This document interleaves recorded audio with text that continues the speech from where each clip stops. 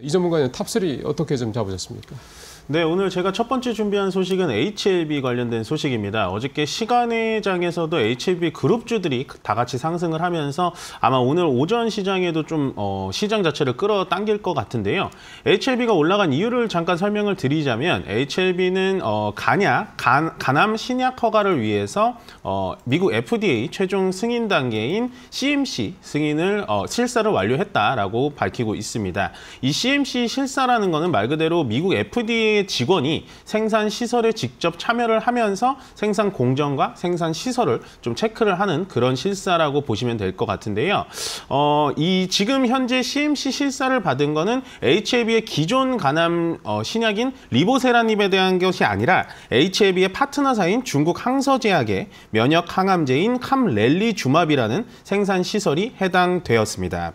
다만 CMC 실사 완료가 곧바로 승인을 의미하지는 않고요. 임상 데이터 등을 포괄적으로 검토하면서 최종 허가 여부를 결정하기 때문에 투자에 유의를 하시길 바라겠습니다. 다음은 삼성전기 소식입니다. 삼성전기가 토종 재료 회사인 솔브레인과 유리기판용 소재 개발에 나섰다라는 소식입니다. 두 회사는 시가격에 관한 연구 개발에 착수했는데요. 시가격이라는 것은 유리 공정의 미세한 구멍을 뚫거나 공정 이후에 발생한 각종 불순물을 제거하는 역할을 합니다. 이에 솔브레인은 한국 최대의 IT 기기용 화학 재료 회사로서 증착 소재 및 연마액 등 반도체 디스플레이 패널 공정에 필요한 소재를 양산하고 있으면서 우수한 소재 경쟁력이 있는 회사로 알려져 있습니다. 다음은 우리나라 기준금리 예상치를 말씀드리고 싶은데요. 오는 16일 한국은행 금통위의 기준금리 결정을 앞두고 전문가들의 전망이 엇갈리고 있습니다.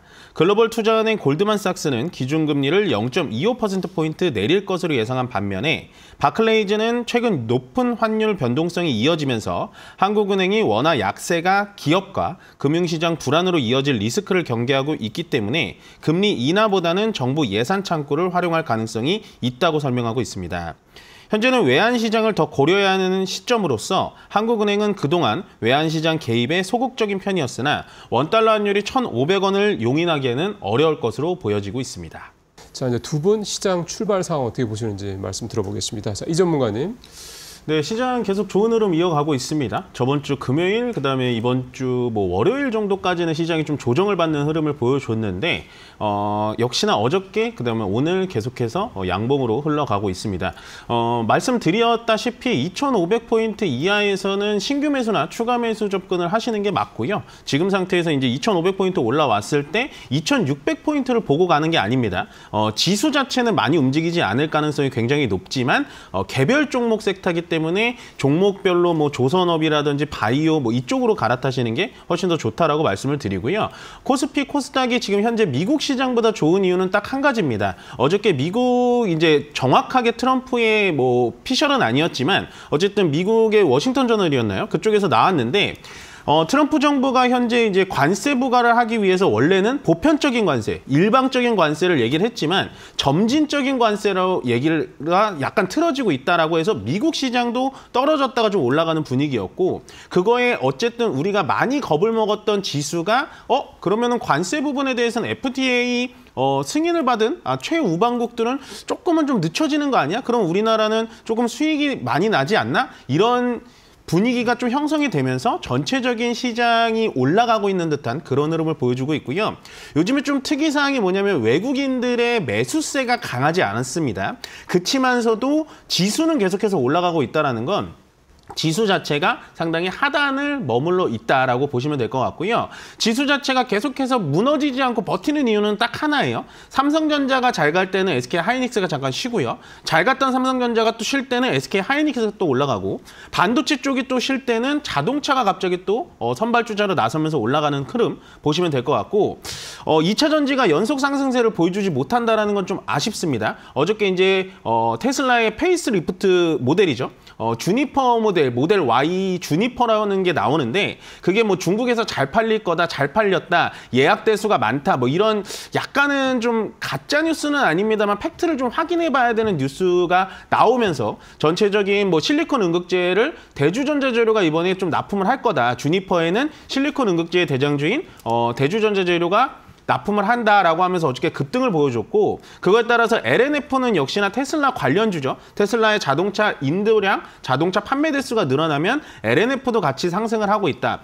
그래서 2차 전지주들이 다 같이 분위기를 좋게 만들어줬는데 그거에 따라서 오늘은 좀 연속 상승세가 약하다는 건 저는 좀 아쉬운 포인트라고 보여지고요.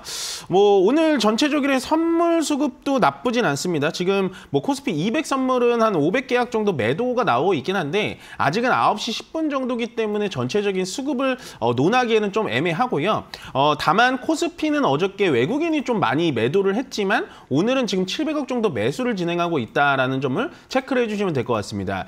요즘에는 외국인의 연속되는 매수세를 좀 체크를 해주셔야 될 것 같은데 아직까지는 지금 외국인이 어떠한 포지션을 취했는지는 모르겠으니까 지금은 정확하게 그냥 시장을 좀 관망하시고 지수 자체는 좀 버틸만 하다라고 정리해드리면 될 것 같습니다. 자, 이 전문가님 어떤 특징들 보십니까? 네, 시장 좀 흘러가다 보니까 뭐 코스닥은 좀 음봉 전환, 코스피는 좀 오전 갭상승 띄워놓은 것보다는 조금 떨어지고 있습니다. 다만 좀 걱정되는 거는 시장이 좀 이렇게 안정감을 취하는데 역시나 좀 양자 암호 쪽에 또 수급이 좀 몰리고 있다라고 생각이 좀 들고 있고요. 오히려 오늘처럼 양자 암호가 좀 기술적인 반등이 들어올 때는 신규 매수를 생각을 하지 마시고 내가 만약에 모르고 물려 있다면 올라가는 종목을 모르고 탔다면 지금은 좀 탈출해야 되는 시기가 아닌가라는 생각이 듭니다. 물론 어저께 미국 시장에서 리게티 컴퓨팅이 또 급등을 하면서 오늘 양자 쪽에 종목들이 좀 올라가긴 했는데 저는 뭐 국내 주식의 양자 관련된 종목들은 크게 연관성은 없고 테마성이다라고 생각을 하기 때문에요.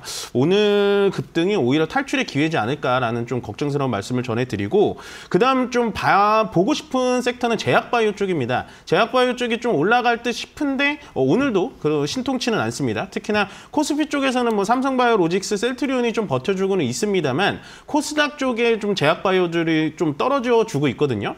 왜 그러냐면 지금 현재 미국의 JP 모건 헬스케어 컨퍼런스가 열리고 있는데 그거에서 저는 두 가지 포인트를 좀 짚고 싶어요. 첫 번째 포인트는 ADC라는 유도 항체 접합물이라고 하는 약간 항암 치료를 하는데 뭐 머리도 빠지지 않고 실질적으로 그 항암 치료에만 전념할 수 있는 그런 약물을 개발하는 건데요.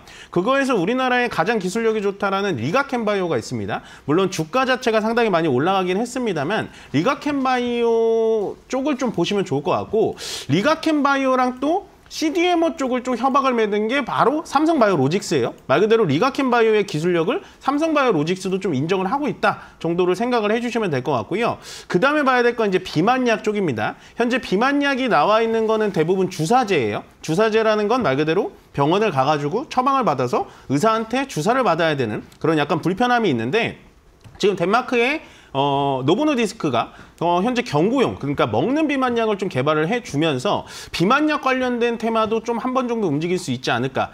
두 가지 지금 ADC하고 비만약 쪽은 JP모건 헬스케어 컨퍼런스의 영향을 어느 정도 받아서 올라갈 수 있지 않을까라고 하는데 아직은 주가의 움직임은 별로 없습니다. 주식 투자는 약간 이런 식으로 해주셔야 되는 거예요. 남들이 관심이 많을 때 거기에 이제 몰려가셔서 하시는 게 아니라 남들이 관심이 없고 생각보다 주가가 좀 덜 움직이네. 내가 생각했을 때는 이쪽 제약바이오 섹터의 ADC와 비만 쪽이 좋아 보이는데 이쪽은 좋아 보이는데 왜 움직이지 않지? 라고 할 때 그때 먼저 선침의 경험으로 좀 들어가서 기다리시는 게 훨씬 더 좋다라고 생각을 합니다. 아직은 JP모건 헬스케어 컨퍼런스에 대한 임팩트 영향이 좀 없는 시장이기 때문에요. 조금은 기다려 보시면 ADC 쪽이나 비만약 쪽으로 어느 정도 퍼포먼스가 좀 나올 수 있지 않을까 생각이 듭니다.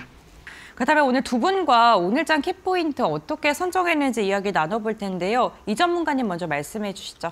네, 다가오는 미국 지표에 좀 집중을 해보자. 매크로 지표에 집중을 해보자는데요. 어저께 저녁에 PPI 지표가 괜찮게 나왔죠. 생산자 물가지수가 괜찮게 나왔고 미국 시장은 반응이 많이 없었습니다. 다만 미국 시장에서 보는 건 오늘 밤에 나오는 CPI 지수, 소비자 물가 지수에 대해서 아마도 좀 예민한 반응을 보이지 않을까라고 해서 현재 분위기가 좋은 우리 시장에 CPI 지표까지 괜찮게 나와준다면 또 추가 상승이 있지 않을까라고 생각이 듭니다.